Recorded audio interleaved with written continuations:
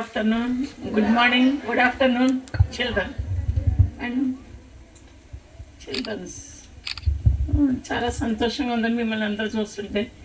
ఈ రోజుని ఈ ఫంక్షన్లో మిమ్మల్ని ఇంతలా చూస్తాను అనుకోలేదు. నేనైతే కనుక చిన్నప్పుడు ఇంతమంది పిల్లలు చదువు చెప్పలేదు, ఒక 100 మంది ఉండేవారు నా దగ్గర.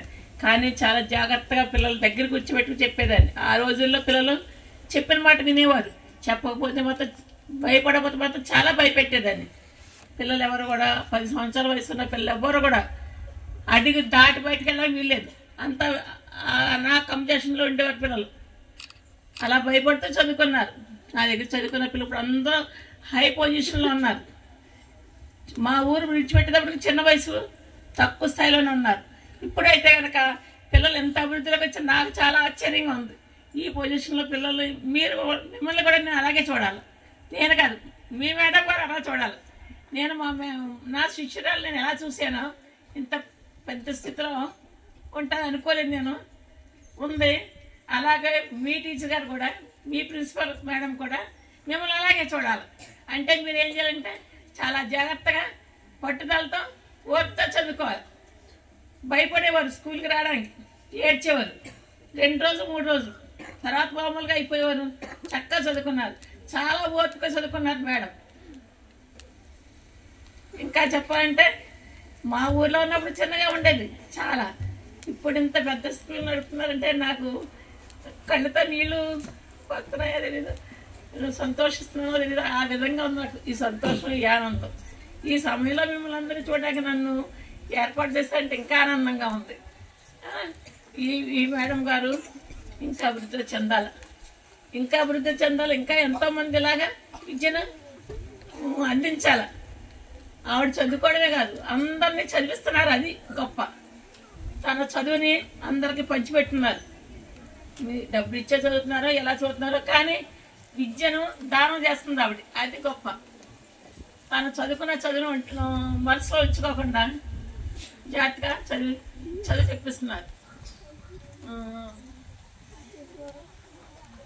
తర్వాత చాలామంది పిల్లలు బయట ప్రపంచంలోనే కాకుండా బయట దేశాల్లో చదువుతున్నారు, బయట దేశాలు వెళ్ళి ఉద్యోగాలు చేస్తున్నారు. నాకు ఈ హెల్త్ బాగోక ఒక మాట ఇంకొక మాట సరిగ్గా రావడం లేదు. ఆ పరిస్థితిలో ఉన్నానమ్మా నేనంటే అయినా సరే రావాలి, మీరు తప్పని నాకు తీసుకొచ్చారు. అస్సలు హెల్త్ బాగాలేదు నాకు. ఇప్పుడు మాట్లాడుతున్నానంటే మీ అందరూ చూసే నాకు చాలా ఆనందం వచ్చి మాట్లాడుతున్నాను. ఈ రోజున ఈ సంక్రాంతి పండుగ చేసుకుంటున్నాం. భోగి, సంక్రాంతి, కనుమ పండుగ 3 రోజుల పండుగలోనూ ఎంత ఆనందం ఉంటుందో మీకు అంతకన్నా ఎక్కువ ఆనందం ఉంది మేడం గారు నన్ను చూశాక. ఇప్పుడు ఈ ప్రిన్సిపల్ సారు ఇంతలాగా ఉన్నారా, ఇంకా పిల్లలు చాలామంది ఇంత అభివృద్ధిలో ఉన్నారా అనిపిస్తుంది. చాలామంది టీచర్స్, చాలామంది విద్యార్థుల దగ్గర చదువుకున్న పిల్లలు టీచర్స్గానే ఉన్నారు. చాలామంది బీటెక్లోనూ అలాగ పైకుండి ఇతర ప్రాంతాలకు వెళ్ళిపోయారు. డాక్టర్స్ ఉన్నారు. కానీ చిన్నప్పుడు నేను చదివించిన చదువు, నేను చెప్పిన అక్షరాలు, నా అక్షరాలు రాత మర్చిపోలేదు. వాళ్ళ పిల్లలు చదివించేటప్పుడు ఒరే ఆ శారదా మేడం దగ్గరికి వెళ్తే కానీ వీళ్ళకి రైటింగ్ పోగొద్దని తల్లిదండ్రులు తిట్టడం కూడా, తిట్టి కొట్టి కూడా మళ్ళీ అమ్మమ్మల ఇళ్ళకి పంపించి నా అక్షరాలు నేర్చుకుని రాత దస్తూరి బాగుంటుందని దస్తూరి నేర్చుకుని తీసుకెళ్లి పిల్లలు కూడా ఉన్నారు ఇప్పటి వరకు.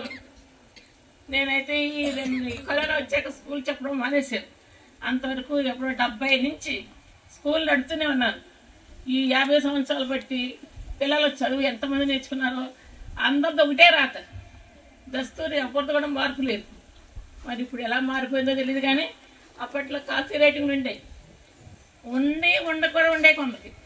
అందరూ కూడా కాఫీ రైటింగ్ ఎలాగ రాస్తారో అలా రాయాల్సిందే. పలక మీద రాసేవారు ఆ రోజుల్లో.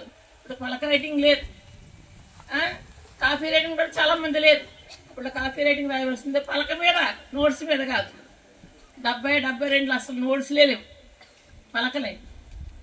తర్వాత నోట్స్ వచ్చాయి, గైడ్లు వచ్చాయి చదువుకోవడానికి. ఇప్పుడు సెల్లో చదువుకుంటున్నారు. అప్పట్లో ఏమీ లేవు. ఎన్ని పేజీలు బుక్ ఉంటే అన్ని పేజీలు కంఠస్థం చేయవలసిందే. 10 సంవత్సరాల పిల్లలు ఎలా చదువుతారో అడిగేవారు పేరెంట్స్ వచ్చి. అలా చదువుతారండి మీరు ఎలాంటి మాట చెప్పొద్దు, లేకపోతే తీసుకెళ్ళిపోమని చెప్పేదాన్ని పిల్లలు. లేదమ్మా చదివించండి అమ్మా, మా పిల్లలు బాగుపడితే బాగా మంచిది కదా అని చెప్పి వెళ్ళేవారు. లంచ్ టైంలో భోజనం పంపించలేదు రెడీగా వచ్చేవారు. 2 అయిపోయినా కానీ భోజనం పంపలేదట అడగడానికి వచ్చేవారు. మీ అబ్బాయికి ఇచ్చిన పాట నాకు అప్పచెప్తాను కానీ నేను పంపించను అనేదని వాడు 3 కప్పు చెప్పినా సరే అప్పుడే వెళ్ళేవాడు భోజనానికి. అమ్మాయిలేనంతే అబ్బాయిలేనంతే ఆ విధంగానే వెళ్ళేవారు భోజనానికి. ఇప్పుడు కంఠస్థాలు లేవు, ఊరిగా కళ్ళతో చదివేసుకుంటారు, సెల్లో చేసుకుంటున్నారు. అప్పుడు పేజీ కంఠస్థం పెట్టాలి. లెక్కల టెస్ట్లో ఎన్ని అభ్యాసాలు ఉంటే అన్ని అభ్యాసాలు కూడా 10 లెక్కలు కూడా వాడు సొంతంగా చేయవలసిందే. ఇప్పుడు టెస్ట్లో 1, 2, 3 లెక్కలు చెప్తున్నారు, చేసుకోండి అని చెప్తున్నారు, లేదా ప్రైవేట్లో చెప్పించుకుంటున్నారు. అప్పుడు అలా కాదు పిల్లలు, ప్రతి ఒక్క పిల్లోడు కూడా అలాగే నేర్చుకునేవారు. అప్పుడు పిల్లలు చదువు అలాగుండేది. ఇప్పుడు చదువు కోసం నేను అంటలేదు, కానీ రాను రాను చదువు విలువ తగ్గాక అంత ఒత్తిడి వద్దు పిల్లలకని మానేసేది. అది అయితే కనుక మేడం గారు చాలా జాగ్రత్తగా వచ్చారు. ఇంత జనానికి ఫోన్ చేసి చెప్తున్నారంటే నాకు చాలా సంతోషంగా ఉంది. మరి ముఖ్యంగా ఈ సమయంలో నన్ను తీసుకొచ్చి మీకు పరిచయం చేసుకున్నారు.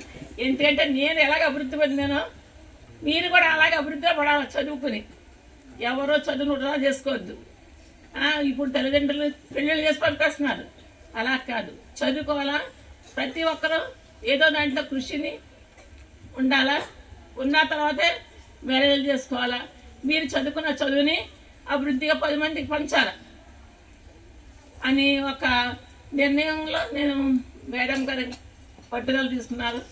నేను కూడా అలాగే చెప్తున్నాను.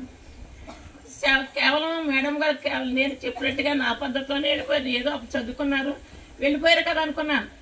కానీ అదే పాటలో ఇప్పటికే నడుస్తూ పిల్లలకి కొందరికి చదువుకోలేనివాడంటే